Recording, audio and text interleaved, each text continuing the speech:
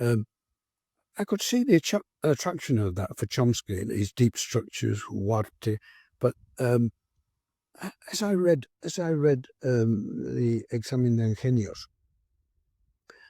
there was a lot. Most of it was medieval medicine, talking about the humours and about blood and fire and what have you. And I thought, well, Chomsky doesn't mention that at all. How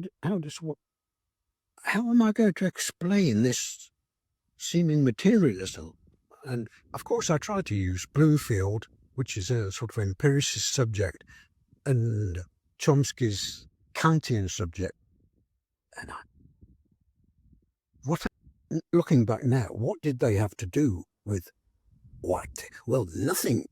Sorry, they were actually against each other, no? Those two subjects. They were. You see, they were fighting within British, Right.